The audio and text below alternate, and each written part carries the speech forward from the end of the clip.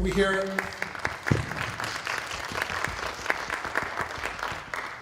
when we do our outreach program and we're in juvenile detention centers, they always talk about the police. Like there's some kind of enemy. They're like, oh yeah, well don't forget about the police. They're doing that stuff too. People don't realize how much violence happens to law enforcement here in Kentucky and elsewhere. I mean, I think it was like 600 to 800 law enforcement in the state of 8,000 get injured every year. And not only do they have to protect themselves, they have to protect you and me.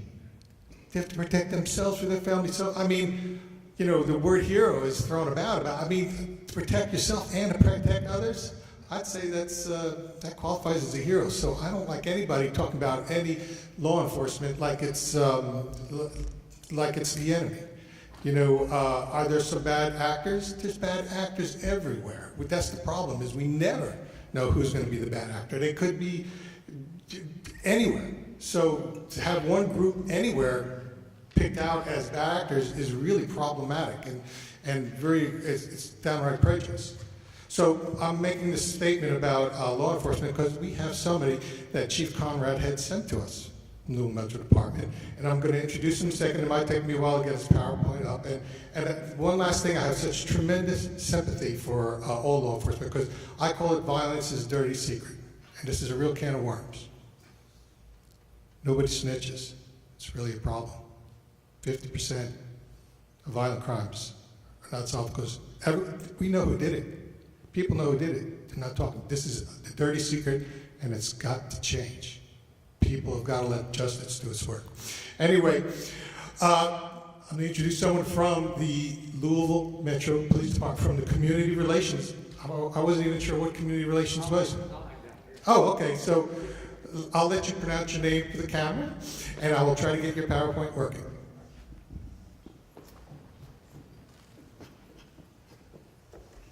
Thank you, sir. My name's Matt Gelhausen with the Louisville Metro Police Department. I'm going to talk to you a little bit today about, and I'll also answer any questions you may have about the police department and to the best of my ability. But we're going to talk about some of the programs that are available to you as citizens of our community. We as the police cannot do this job alone. It's a partnership. It's all of us working together to be able to keep the community safe, to prevent and control crime. We cannot do this alone. We have to do this together. So we're going to talk a little bit about some programs that we have in the police department that many people don't realize and don't know about. Not only for you as an adult, but also for children and for the children and the youth, the young adults in the room, and programs we have available for them as well. Where they can learn about and where you all can learn about your police department and what your police officers do for you on a daily basis and how you can be more active with your police department. So we're going to talk a little bit about that for just a few minutes.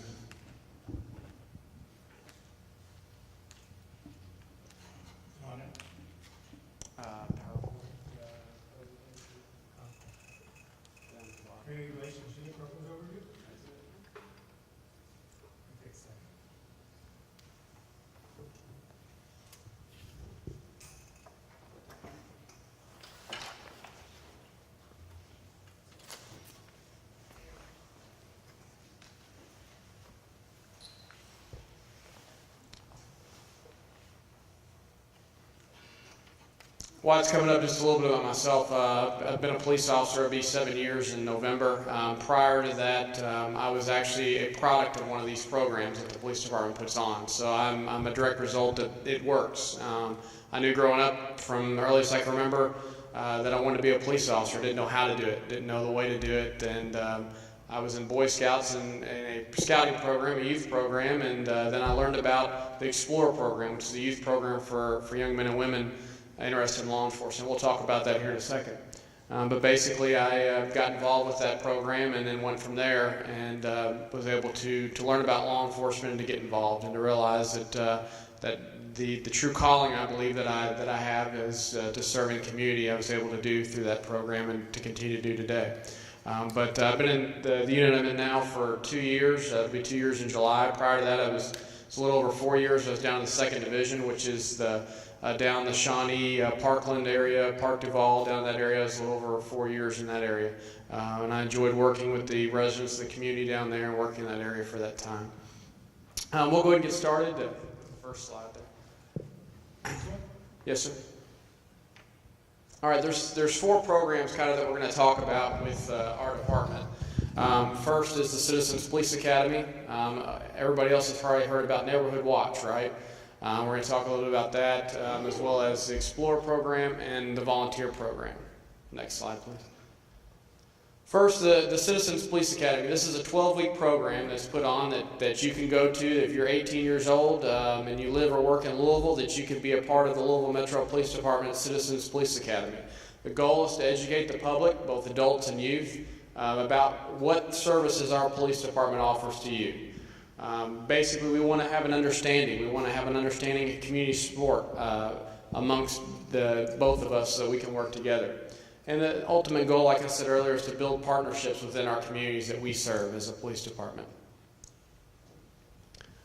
Why neighborhood leaders should attend, why you all should attend, why your family, friends, co-workers, neighbors, everyone should attend one of these academies, is because we want our neighborhoods to be safe, and we want you all to be active partners with the Louisville Metro Police Department. We want to become an asset to the police when we are educated and informed. We want you all to be able to be educated and informed, to be able to understand why the police do what they do and how we can work together. And the program allows neighborhood leaders to gain necessary information so that we can become effective partners. When you get involved with the Citizens Police Academy, like I said, it's for 12 weeks. It's just one night a week from about 7 to 9:30 on an evening. And you get to meet Chief Conrad. You get to do a tour of Louisville Metro Police Headquarters and of our Metro Safe Call Dispatching Center. You also learn about use of force issues, live fire demonstration, taser demonstration, how that works, as well as you get to do some hands-on, kind of like a big video screen, where you get to basically have a simulated pistol and be able to go through some scenarios as what a police officer would encounter. Training and recruiting of the police department. Mounted patrol and canine units, able to learn from that as well. Other opportunities is you can do a ride-along with a police officer, and you get to tour the Louisville Metro Department of Corrections. Actually, we just had a tour earlier where I came from for one of the current Citizens Academy classes. I went through a tour of corrections. These are some of the academies that are offered, different ones. All of them are usually 12 weeks. One of the ones at the very bottom there, the Youth Citizens Police Academy, is a summer program.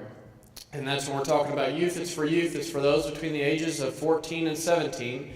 That it's a week-long program where they will take some of the things that are gone and covered during the main Citizens Police Academy, but the youth get the opportunity to do it during the daytime, during the summer for a week, from about 8 in the morning to 3 in the afternoon.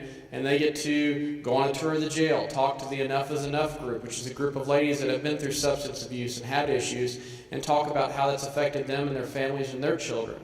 Some of the other things they get to do is go to the mounted patrol stables and see the canine unit and see the horses. They also get to go on some other unique, interesting behind-the-scenes of the police department tours and to see how the department operates. At the end of the week, they have a graduation ceremony where Chief Conrad will be there to present them with a certificate for their completion for that. And they can take that and they can put it on a resume. They can show that they had that dedication. They showed they had that drive to do something else. Extracurricular outside of school. But we have some flyers on that. We have 2 of them that are going to be occurring this summer. I've got some flyers on both the Citizens Academy and the Youth Academy program up here if anyone may be interested. We're going to have one will be in Metro Council District 6's area, either the South Louisville Government Center or Park Hill Community Center, and one will be in Middletown Community Center out there. So we have 2 of them this summer. Like we said, it's held year-round. Classes are 12 weeks in length. Graduation, we have a graduation ceremony. Mayor Fisher and Chief Conrad are there to present you with a certificate, to get a picture, to be able to go forward and to be ambassadors for our police department from then on. And there's other opportunities that you can do after that. All graduates are eligible to become a member of the Alumni Association, or also to become a member of the VIPS program, which is the Volunteer and Police Services program, which we'll talk about here in a second. There's some pictures of a previous graduation there, and Chief Conrad there swearing in the graduates, as being ambassadors now of our police department. There's some information, some contact information up there, phone number, and email address, and there's brochures up here if anyone may be interested, or if you'd like to take it back to your family, friends, or coworkers or anything, feel free to do that up here. Talking about after you graduate the Citizens Police Academy, you can become a volunteer. All of us have different traits, maybe working in an office, maybe being a helicopter mechanic, maybe, whatever it may be. You may have experiences that you want to be able to, if you have some extra time in your schedule, that you'd like to contribute back to the community, and doing so through working with the police department. Well, some of those examples I've just mentioned about being a volunteer we've had. We've had somebody that was an aircraft mechanic that worked with our air unit to help work on the helicopter, work on things in the air unit. That has skills in the office or clerical setting that volunteer with our police department to help out in the office. Many, many different things. Some that work with the canine unit, with the mounted patrol out there at their stables. But that's what volunteers are. We can't do this job alone. We obviously know that in the times we have, is there's budget situations and manpower issues. Well, we have the same issues that a lot of your all's jobs do as well. And that's one thing, is that by working with the community and having you all assist as volunteers, we're able to accomplish our mission. So these are some of the things I mentioned. Also being a part of a division advisory board. There's a division advisory board in every division, a police district, every police division in our city. And you can serve on that, where the major of that police division and the other leaders within that division, and also the community leaders, the neighborhood leaders, meet with that division commander, that major, on a monthly basis to talk about the problems and the issues in your area. That's another opportunity that you can do. If you're a chaplain, you can serve and be a volunteer chaplain with our police department to help assist at some of the traumatic scenes and situations that occur within our city at times that we need chaplains to help and to assist as the police officers help the families out. Some of the other things, neighborhood watch captains, which we'll talk about neighborhood watch in a minute. There's some pictures of some of the volunteers working at details. Explore program, like I mentioned, is a program for young men and women between the ages of 14 and 19 who have an interest in law enforcement. If you join before you turn 20 years old, you can stay in until you're 21. Basically what it is that you learn about law enforcement through classroom exercise, presentations, and also some practical exercises. Hands-on things. We basically take what the police officers do in the police academy, we take that and we do that for the youth, the explorers. They can do almost everything that the recruits do in the academy. Some things we can't do, obviously, we have to do during a week-long Explorer Academy that we do on a state level once a year, but we do that as well. But basically it's to familiarize the participants with law enforcement in general, but your police department in particularly. And that's something that like I said, I was a member of that program. I joined when I was 15 years old, and I was a product of it, and it worked for me, and I realized, and it guided me on the path to be able to be a police officer to serve in this community. And I'm very thankful and fortunate to be able to be guided to that program. The explorers are volunteers as well. They have the opportunity, by being an explorer, to work details in different events. And these are some of the things they'll learn. If you're not interested in law enforcement, that's fine. You can come to the Explorer program, and I've got friends of mine that I was an explorer with that have gone on to the private sector and working in jobs, or work for EMS or the fire department, or a friend of mine's a captain in the military. They've gone on to do other things. It doesn't have to be that you're interested in law enforcement to be a part of the Explorer program, because you're going to learn character development, leadership, respect of self and of others. Lots of different life skills that you can take on in life later on. And you'll receive training and learn about law enforcement through monthly meetings. We have meetings twice a month, second and fourth Monday, at the Training Academy on Taylor Boulevard, there right by Churchill Downs. We also have details and events, community events that we assist with. What do we have every year here? Derby, right? Thunder over Louisville every year. So the explorers help the police department by assisting at that, just like our volunteers do. We have an annual Explorer Academy, and we have a national law enforcement exploring conference that our explorers go and participate in. It was in Fort Collins, Colorado in 2012. It's in Bloomington, Indiana this year. So the explorers are able to go and to travel and to see the world and see different things through a youth program. Like I said, young men and women between the ages of 14 and 19, you can be interested in a career in law enforcement. You don't have to be. It works better for you if you are. Be willing to perform your duties, honesty, judgment, respect for the rights of individuals. It's teaching those life skills. And these are some of the requirements to join. Like we said, complete the 8th grade, maintain a 2.5 GPA. You wear a uniform just similar to police officers, but it's distinguishably different so that you don't be confused as a police officer, but the explorers wear uniforms as well. And there's some pictures of the explorers in their uniforms in a different formation at a meeting, and also, so we can see there in the infield under the Twin Spires there. So it's some of the youth that are involved. And we have advisors within the Explore program that help assist the youth as mentors. And out of the 8 sworn police officers, 5 of them are former Explorers. Us that have actually been products of the program, that we've moved on and we realize what it has done for us. There's some contact information. We've also had brochures up here. There's a website as well, if anyone's interested in that. Neighborhood Watch. We all know, we've heard about Neighborhood Watch. It's been going on for years. But, it's one of those things is that, it's working together with the police, working together with us as a partnership. We can't do this alone. If you see something, say something. We've heard that a lot here recently. If you see something going on and you think it may be suspicious, it doesn't hurt to call. Call us and tell us what's going on. Call 911 if it's an emergency or if it's something suspicious. Also, what you can do is 574-LMPD. It's a totally anonymous crime tip hotline. You can provide information. It's not snitching. We all live in this community. We're concerned about what's going on. We wouldn't want somebody breaking into our house. So if we saw somebody breaking into our neighbor's house, we're going to call in on it type of situation. That's something that we need to work together on.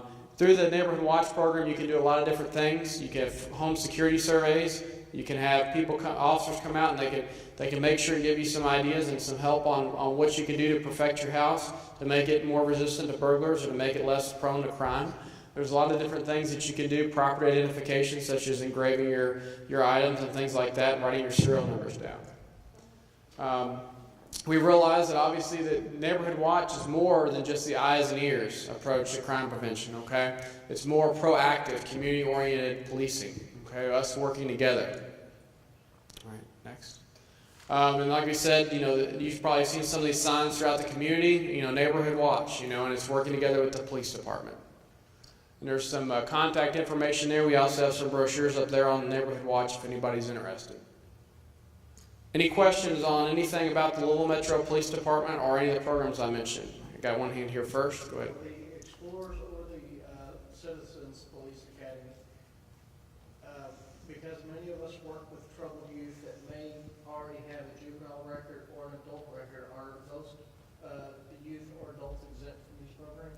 The question was about the Explore program, the Youth Citizens Police Academy, about if you have youth that may have already been in the system or had an issue or a problem or may have a criminal history, if they can be involved with the program. The programs that we offer, we don't want to misconstrue or believe them to be, we don't want it to be like a scared straight program. We don't have any type of scared straight programs in the police department. We just want to provide the youth an example of teaching them about the police department. But, like the Youth Citizens Police Academy, for example, the youth are brought in, it's like we said, it's called a police academy. So during that week, they're given a uniform, a shirt, a hat, a water bottle, a bag, a binder, things like that they need to have for the entire week. We also teach them how to march around, how to stand in formation. Some of the kids, some of the youth, when they come in there the first day, they're like, why am I doing this? Why do I want to do it? We do the same thing with the Explorers. They're like, why am I doing this? Why do I want to do it? By the end of the week, they don't want to leave. And they ask, can we make this 2 weeks? Can we make this 3 weeks? They want to make it a longer program because they enjoy it. And it's that teamwork. It's that team building, working together, taking a group of youth together, some that never known each other, never been around each other, and becoming friends and working together. So can they be involved? We can have youth that have been in trouble before involved in the Youth Citizens Police Academy. Then also on a case-by-case basis be involved with the Explore program because it is a year-round program. Now, if somebody causes a problem or a disturbance, obviously, then they may be asked to leave or be removed. But yes, we do accept youth that have had some history. It just depends on it. It's a kind of a case-by-case basis. But we can talk more afterwards if you have any questions about that. For the Citizens Police Academy, for the adults? For the adults, they go through a background check. You do have to, on the application, you consent to a background check for that. It depends on what the criminal history is. Misdemeanors are accepted, to a certain degree. It depends. Okay, but we can talk about that later. Yes, ma'am. On your first slide, you had on there about seniors and women's. The different Citizens Academy programs? Yes, ma'am. Right, we have different Citizens Academy programs. All of them traditionally are about a 12-week course. We've had a Senior Citizens Academy that we've offered. Most of the Citizens Police Academy courses, they're 12 weeks and they move around to different areas. So you may meet in the 2nd Division to learn about the 2nd Division, or while you're there and seeing the location, you're learning about the Crimes Against Children's Unit, about computer predators, about the SWAT team. And then maybe when you go to the 3rd Division off Dixie Highway, You know, that one, you're at a new division. It's basically to expose everybody to different areas of the police department and the government, and the different facilities. The Senior Citizens Police Academy program is actually a scaled down version. It's 8 weeks long instead of the 12 weeks, and it meets at one location instead of moving around to make it convenient for the seniors. You know where it is?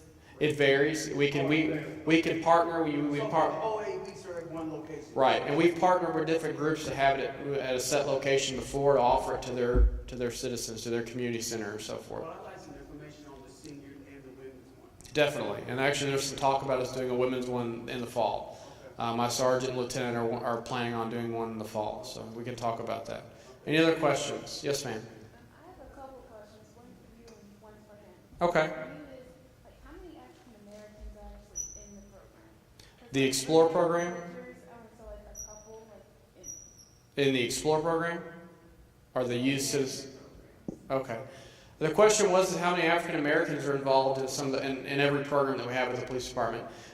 We actually have several men, women of different ethnicities and different races involved with some of the programs. So it's actually, the program is very diverse. For the Explore program, talking about that one first, that one is diverse. You know, obviously, law enforcement, and it's changing, thankfully, but law enforcement has always traditionally been a male-dominated profession.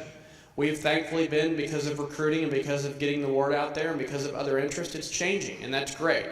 And because of that, we've had more women that have been able to be in law enforcement. But it is actually, our Explore program is a diverse program. We have several female explorers. We have several explorers that are African American, that are Hispanic, and so forth. As far as the Youth Citizens Police Academy, the same thing. As far as the participants for a Citizens Police Academy program, we reach out. We have members from all over. Like I said, it's those that you either live or work in Louisville to be in the Citizens Police Academy, but we've had some that work in Louisville, but that drive maybe 45 minutes to come to a meeting. Or they come after work and they come to a Citizens Academy meeting before they go home in Bardstown, Kentucky, or E-Town or somewhere else, Elizabethtown. So it varies, but because they want to gain that interest and know about Louisville and their police department. So, but it is a very diverse program. So some of the pictures that are up there may not be truly representative about the programs, but they are very diverse. So, do you have a question? you said like right before he started talking, like you knew who it was that was like committing all these acts of violence or whatever. Well, I'm going to throw this question to him because this is one of my favorite subjects. I don't personally know, but people out there know things that they don't report to the police, illegal things, and how do you deal with that? I think the concern is always is that, you know, if you know something is going on or you know something's happening, that you don't want to become a new member or a new victim of violence. You don't want the violence to happen to you, you know, for snitching or ratting or having, it has its different names. But the thing is a lot of people don't realize is that most of the time in a lot of these crimes that occur within our community is that you can report these anonymously. That you do not have to ever testify. You do not have to ever have to appear in court or anything like that. But it's one of those things is that, you know, if somebody was breaking into your home, you would want your neighbors to call the police, right? Because you wouldn't want your stuff taken, right? I mean, it's pretty, you know I would. But if somebody then in turn is, you know, if you see somebody breaking into your neighbor's house, this is a question that was posed, you know, at an event we did not too long ago, and it's, you know, it's people view it maybe as different. If it's not them, if it's somebody else. But I mean, if it's your neighbor's house, you know, if your neighbor would want you to kind of work together, and your neighbor would want you to call and to provide assistance. What is it called? People don't like it when we use the word snitching. What is it called when you alert the police to something criminal they might? What do you call it? It's being an active citizen of your community is truly what the meaning is. It's being a truly active citizen of your community and reporting things. You know, a tipster is one thing. You know, people say different things, but it's being a member of the community to report things. You know, and there's ways that you can do it, like I said, to remain anonymous, so that you don't have to fear some type of retaliation or concern, or even of that occurring. So, is that a problem? I mean, I see it as a problem across America. Is it a problem in Louisville where nobody talks? We see that as an issue across America, like you said, but in Louisville, with the crime tip line that we have, the 574 LMPD, there have been a lot of, and I don't have the statistics or the numbers in front of me, but there have been so many arrests that have occurred and so many crimes that have been solved by people just telling and providing little tidbits of information. You know, we as police, I mean, we have the training, we have the knowledge that we can go and to try to do some investigation. Sometimes we're not always handed, you know, the key to everything, you know, and told, hey, you know, here's where that person is. We have to do a little footwork, and that's what our job is to do investigations. And in doing so, by doing that, we can go and we can find out there's a lot of crimes that are solved by just that small little tip, just that initial thing that guides us in the right direction to solve that crime, to provide justice to that family, to provide some strength and some calming to that community, and that can be done that way. So, did that answer your question? But I have another question, like, what if one of the teams that was involved in what happened at the waterfront came to you? What would you do? What would you say? If one of the question was if one of the teams that was involved in something at the waterfront came to me, if they came to me personally and said they were involved, then I would, you know, I'd talk to them, and, you know, as far as getting their information, I would put them in contact. I would direct them to our work. I'd contact the detective that's investigating that and work on connecting them, because I'm not the one investigating what happened, you know, and I don't know exactly every facet or every piece of that investigation that's going on.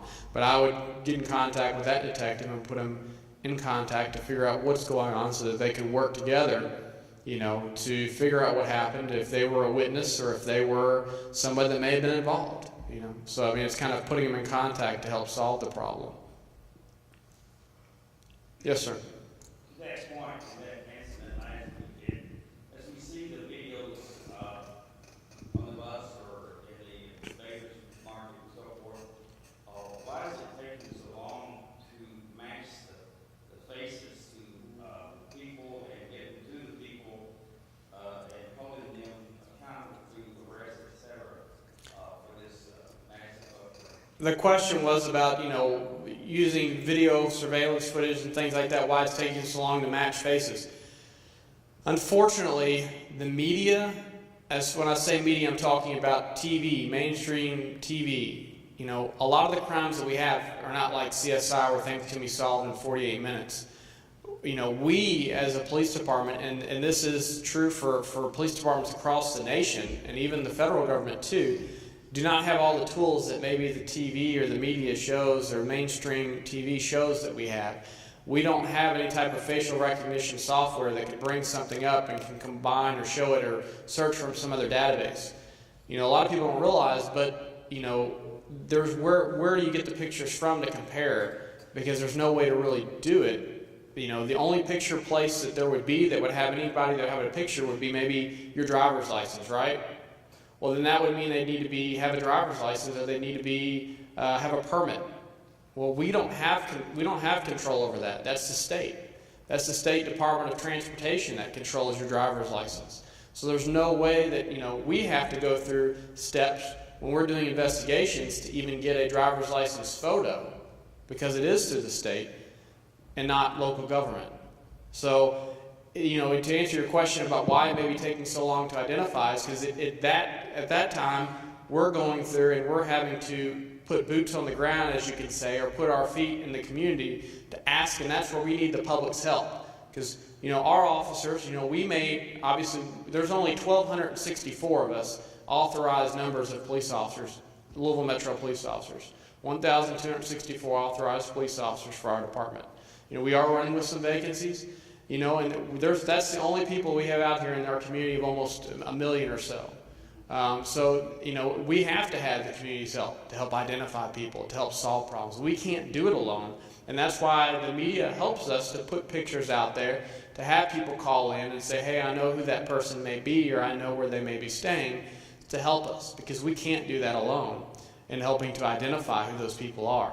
Sometimes it helps because our officers have had contact with people in the community, you know, whether it be in a friendly contact or maybe somebody had been in trouble before, and there may be a picture of them somewhere else. But it takes some time, unfortunately, to do it, you know, with the resources we have and so forth. Does that answer your question, sir? Well, it sort of leads into another one. One of the psychiatrists said most of the kids, or a lot of the kids, were in trouble, problems and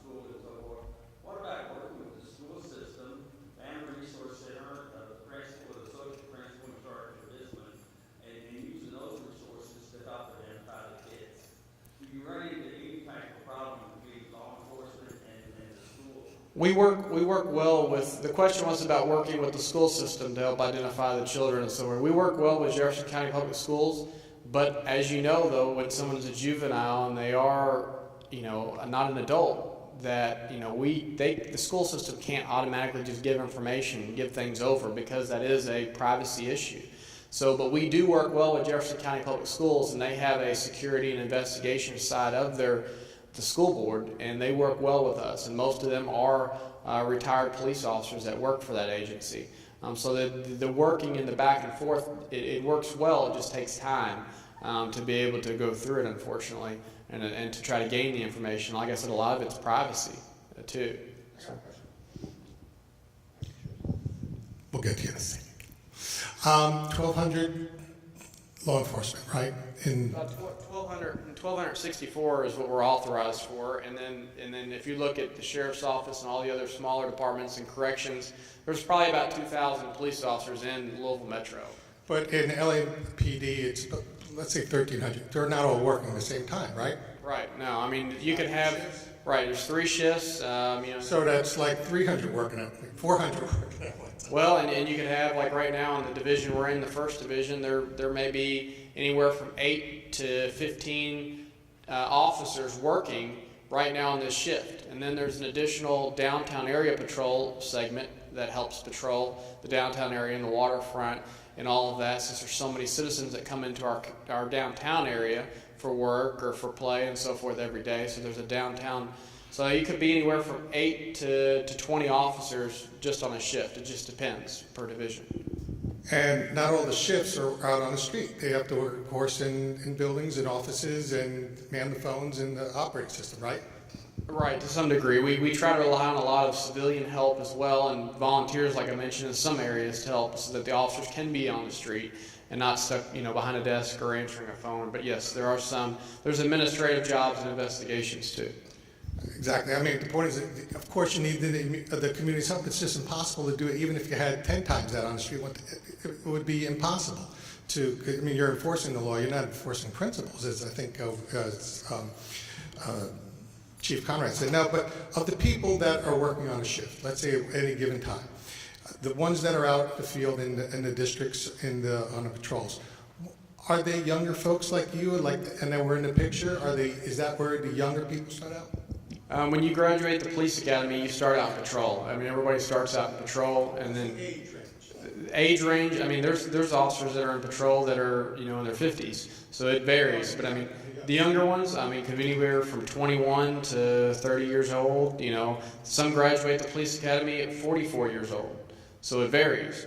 But it's a wide age range there. The reason I say that is that by protecting police officers, we're also protecting youth, because there's so much youth. Not you, but we have to protect the youth that are at the tip of the spear, whether they're in the military or in the fine police department. Now we're ready for your question. Let me ask you a question. Now, okay, say, what if some of the kids have already had records? Okay, they've already been like JCYC or whatever. Is it against the law for you all to run those faces against their records of anyone that's ever been in there? Because I used to work there, so I know they take the pictures of everybody that come in there. So is that against the law for them to do that? Question was about taking the faces and so forth and running it through a JCY. Are you talking about in particular this deal with the video footage from the investigation? Yeah. There's no way to really, you can't take one picture. I know it's the thing, TV and media shows that you can take a picture and you can put it up on one side and it searches through these databases, and we don't have that. Maybe the federal government may have more of that, but we don't have that. But the thing is that, they do. If they know somebody, if they were able to identify somebody that was involved in that incident, then they could go and they could get their picture from Louisville Metro Youth Detention, or JCYC as we still call it, and get that picture, and then you can obviously compare them, or that could be used in a photo pack, or But they already have to have the knowledge of that. You have to kind of already know who that individual is. There's no facial recognition software or anything, unfortunately, to be able to do a lot of the stuff that we see on TV, for us. So, okay. Thank you so much. If anybody has any questions or if you'd like any of the brochures, come up and I'll get you a brochure and then I'll answer your question. Okay? I know that I think Mr. Wayne wants to kind of wrap it up. So. All right, good. You got a quick one, Eric? Come on, what is it? I'm gonna speak as an individual and not as a member of my organization or as an employee. But I hear y'all talking about how you need a community engagement in order to get the work done. But there's a reason why people don't call in a lot of times or report things to the police. And for the most part, it's because people feel antagonized, or they've been victims of police brutality themselves, or they see the way the police act in their neighborhoods, and it makes them feel like the police aren't on their side. Right? Let me take and that. And I myself have been a victim of police brutality by the LMPD in Louisville. I've had to take my friends to the hospital because they've had their bones broken by police officers here. And I just want to let you know that a lot of people don't feel safer around police, and that unless y'all address your culture of violence, then the community, y'all won't be able to mesh with the community to work to end the violence that's going on. And I'm not judging individuals, I'm talking about the institution and the way it operates as an institution in our communities. And I want to see a reduction of these incidents of violence, so I'm solution-oriented, and I want to see things get better. Well, sir. I'm saying that people won't work with y'all if you keep on behaving the way things And are. let me answer your question. Mr. Wayne mentioned it before, is that sometimes, or to give an example, sometimes, obviously we're all human. Nobody's perfect, and we do, maybe sometimes there's some bad apples. I mean, you see it in the news sometimes when unfortunately, there's people that either misuse an authority or do something wrong or violate or a policy of our police department, or they in turn do something illegal. Then they are dealt with accordingly. And one way of doing that is that we have units within the police department to investigate these crimes and so forth. We have 2 units, a professional standards unit, which is internal affairs that you may hear of, or the equivalent of an internal affairs unit, that if somebody is doing something and that violates our department's policy, then that unit investigates that. There is a unit called the Public Integrity Unit that handles criminal investigations of all Metro government employees, but also for Louisville Metro police officers. And they handle officer-involved shootings. They handle all those things. They have specialized training. They handle the criminal investigations when officers get involved in an incident, that if it's a criminal charge that the officer comes against. Everyone has a right, as a citizen, that through contact with the police, that if you feel that you are wronged, that something was not done correctly, you have the right to go and to swear out an affidavit to say that this happened to me. This is where it happened. This is when it happened. This is what all is done. You can do it. You can go down to the Professional Standards Unit, which is down at 28th Street in Virginia. It's the old library there at the corner. And you can go in, and they're open during the day.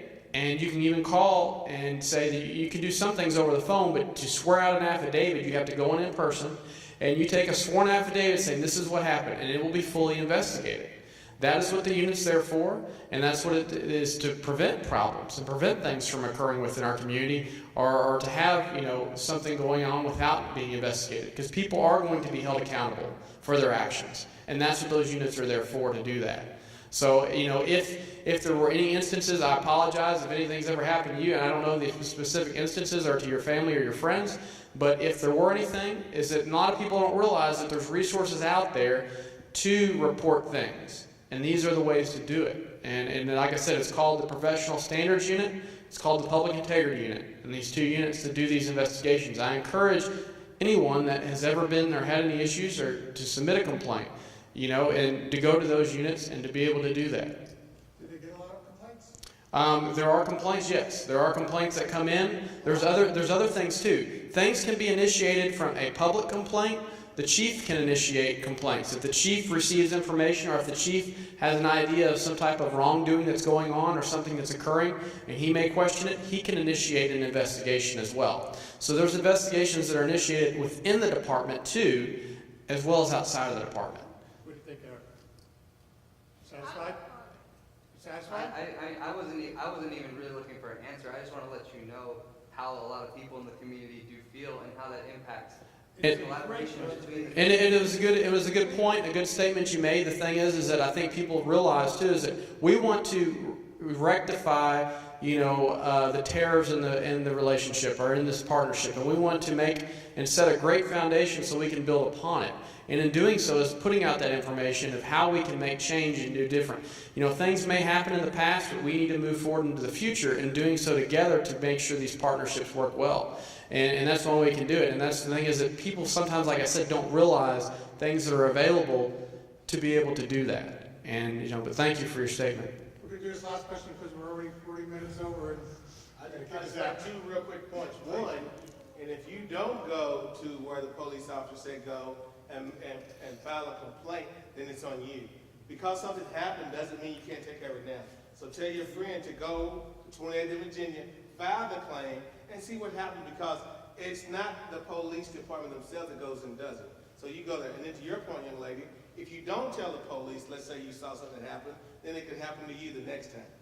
All police are not bad.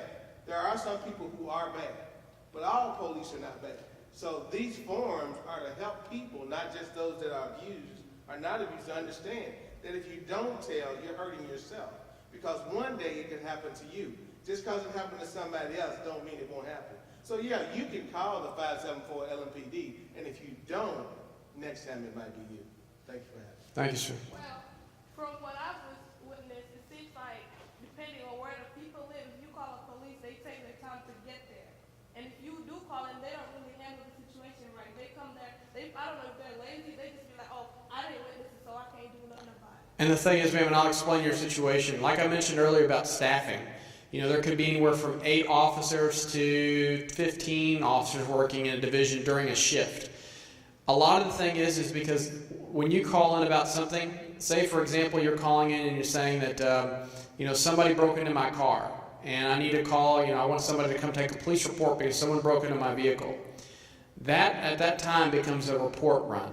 Your problem is as important, the problem right now, like I'm talking about with the person breaking the car, is as important of an issue as somebody that's getting robbed, okay? But the problem is that when it comes down to it, is because of manpower and because of the priority, it's called prioritization of runs, prioritizing it. If somebody's being robbed at the corner, the police are going to go to try to catch the robber and to make sure that person is safe and to render aid before taking the report, okay? Now that this person get into my car and do whatever, but y'all won't care about that. No, that's not what I'm saying. I'm saying it's called MetroSafe. Emergency Management Agency and MetroSafe is actually who handles all the dispatching and the calls for service, okay? It's not under the police department anymore. They handle it, and they do it for police, fire, and EMS. They handle what's called prioritization, okay? And when you call in and you tell what the situation, what's going on, we will, as a police department, we get dispatched on our radio to where the priority is. So we may be going to handle someone breaking into a car, or they're already gone from the scene, and the person's already broken in, they're already gone from the scene. We may be going to that, but we're going to be diverted because there may be a robbery that happened, because there may be a car accident, a bad car accident that's happened. So we maybe get sent somewhere else. Now, that officer will still come once there's no other priority runs, will still come. And sometimes, unfortunately, it may be 2 hours later. It's not that we don't care, and it's not us, but it's because of other runs of priority. In your downtown areas of the 1st, 2nd, and 4th divisions, we have a high call volume, meaning that it's a really busy area, okay? Because it is an urban area, it's really busy. And because of that, it sometimes will take us longer to be able to get to handle the lower priority runs. But we will still come and we will still take a report. Now, unfortunately, and I can understand too, because after coming there maybe and then you're like, well, I don't want to report. Now you took forever to get here. I don't need the report. You still want the report. You still need it, but don't get upset because we're trying to get there to do our job. But sometimes we get sent other places to handle other priorities. But it also boils down to, like I said, it's one officer cars, and there could be anywhere from 8 officers to 10, 15. When I worked in the 2nd Division, we would run sometimes, a minimum was maybe 6 officers. And that 6 officers could cover from the river at Shawnee Park, south to Cane Run Road and Rockford Lane, Lee's Lane, west to the river, and all the way over to 9th Street and Broadway, south of Broadway. That's a large area for 6 people, you know. So I mean, it's a lot, you know, to have to move around. So, and that's where, you know, every call is important. When you call the police, it's an important thing, and we're going to get there. But unfortunately, because of other things going on, sometimes it may take us a little bit longer to get there because of the other areas we're having to handle. But I mean, everyone's call is important no matter what it is, you know. We want to be able, because I live in this community too. You know, if I was to call and somebody broke into my car, it'd be the same response as it would be. And a lot of people say, no, it wouldn't be here, the police. No, it'd be the same because I know how it is. It'd be the same because I understand as a police officer knowing that the other officers had to respond to their areas first. So, but I would be concerned, and I'd want to try to have my problems rectified as much as you would too. So, but thank you all. If you have any other questions or anything, come get a brochure if you want one of these. But I'll be around for a couple of minutes, and I'll have to head out for another event. So, thank you. Thank you so much. Appreciate it. Thank you. We're going to give away 2 gift cards, and we're going to close out this Youth Alert. If you don't mind, come on up. You might want to wash these cards, though. Can you make it? I have to tell you what happened here at 9:30. One of our speakers was running down the aisle here and hit his head and cut his arm, and EMS was here to take him away. He's back from the hospital now, just to give away the gift cards. But we are going to have to wash those. So whatever you got, give him. There's a tumbleweed, and then there's a Texas Roadhouse. And I want to thank everybody for coming to the 4th Youth Alert. All right. Thank you, Doug, for having me. When the lady stood up this morning and asked if any of us were students, I'm glad that she also included the adult students, because I obviously at 30 years old have not learned to stop running in wet shoes on carpet on a downhill plane. In doing that, I learned my lesson. Doug kind of went into a panic, but we were able to get everything together, and the show must go on. And I love Doug, and I love Youth Alert and everything that they do. And I went through the drive-through service at Jewish, in and out, and got back here. So he had asked that I give out the gift cards today, and he had requested that I do some type of trivia. So one of the trivia questions that I had come up with is, when Miss Wheeler was speaking, what was the percentage in Louisville that has earned a 2 to 4 year degree? Go ahead. That's it. We will get you the Texas Roadhouse certificate. The next one. What's that? This gentleman down front, soundboard. Oh, what we got you for you? Okay. All right. Anybody else want to answer that? Well, since he answered that one, I'll give it Right another. up there. 60. Okay. That's, you know, we're gonna have to get this replaced, it's got blood on it. Yeah. Yes, tumbleweed. Okay, and the next one is the tumbleweed. The next question is, tell me one of the things that you would be able to learn through one of the LMPD programs. Go ahead. Any of the programs? Any of them. Just tell me one thing that you can learn from any of them. Well, if you go out, say, if you go out with the officers, Mm-hmm. you can learn what's going on in your division. All the different, all the divisions are different. Mm-hmm. So in my division, which is I think the first division, that's like he said, from like the river over to Cane Run and all around, because I live in that area. There's a whole lot going on over there. So Okay. you also learn what the patterns are. You learn what all the different things that are going on in your community, because they have meetings over there in their divisions. I go to the meetings. Yep. So Okay. Give Grandmama the $15 card. Yeah, Grandma, I got it, I'll give it to you later, okay? All right. That's it. Thank you so much. Thank you, Doug.